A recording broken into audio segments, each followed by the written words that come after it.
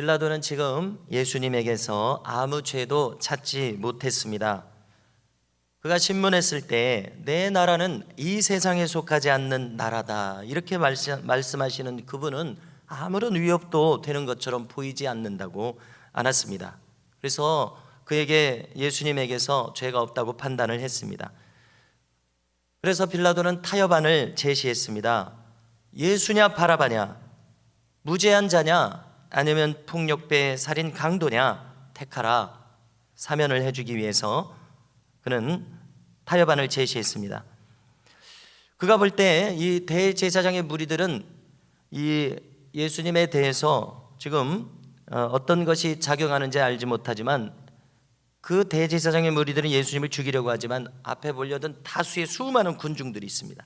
그 군중들은 반드시 살인 강도를 사면하지 말고 전혀 위협적으로 보이지 않는, 자기가 판단할 때에 예수를 사면할 것이다 이렇게 기대한 것 같습니다. 그래서 빌라도의 순진한 판단이었습니다. 왜 그런가 하면은 이후의 전개 과정을 보면은 대제사장의 무리들은 지금 칼만 안 들었습니다. 집요하고 잔혹하게 예수님의 십자가형을 요구하고 있습니다. 그들은 작심하고 달려들고 있습니다. 이후의 과정이 그것을 반영하고 있는데요. 자, 우리가 인류 역사에서 권력자이면서 동시에 정의로운 사람을 보기가 드뭅니다. 그래서 그런 사람이 간혹 나타나면 그는 성군이었다, 동서고금을 막론하고 그렇게 말합니다.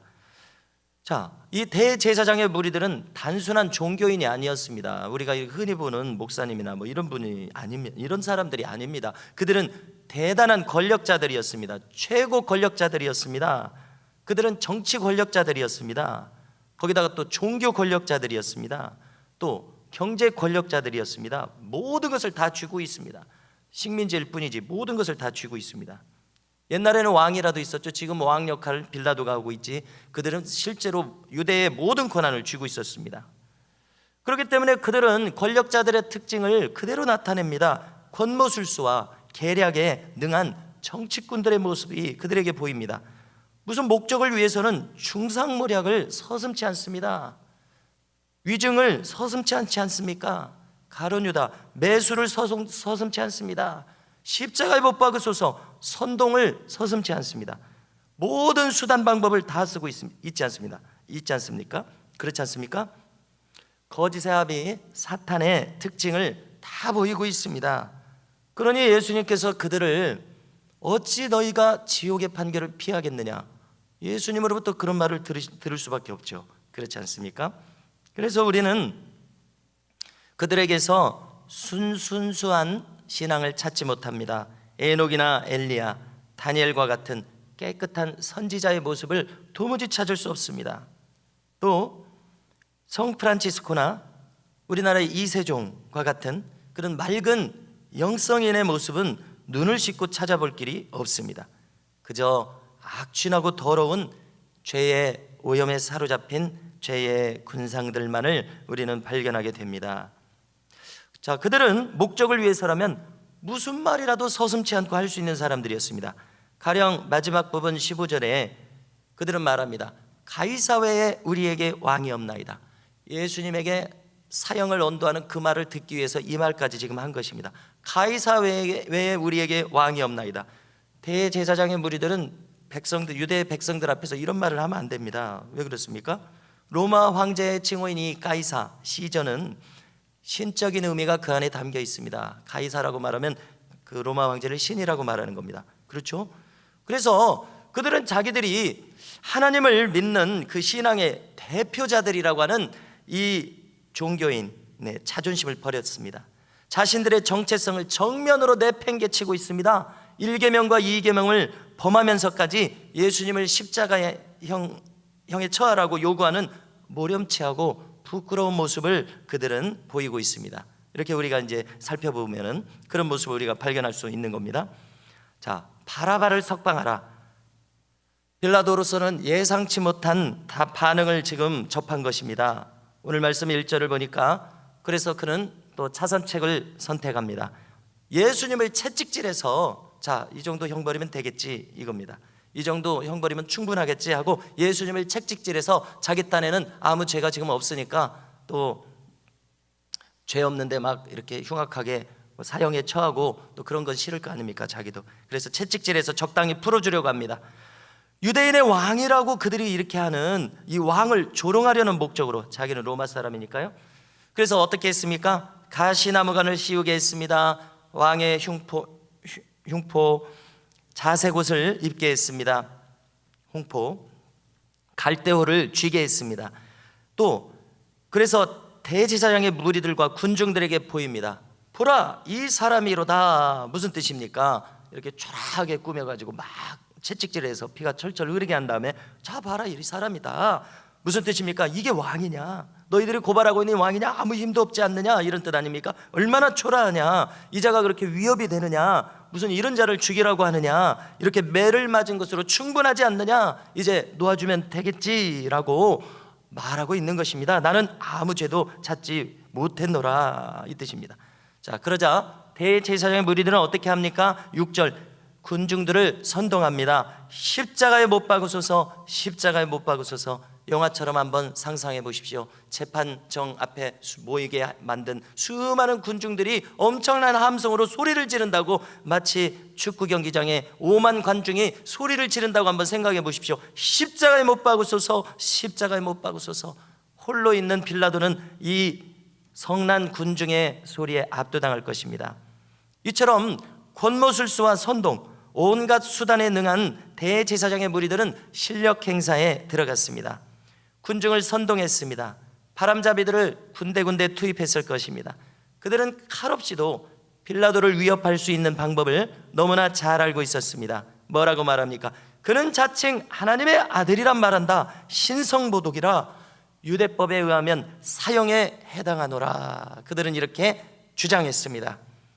자, 8절을 보니까 이 말을 들었을 때 빌라도는 두려워하지 않을 수 없었습니다. 왜냐하면 군중들의 이런 소리, 그리고 대제사장들의 물러서지 않는 유대법에 의하면 사형이다.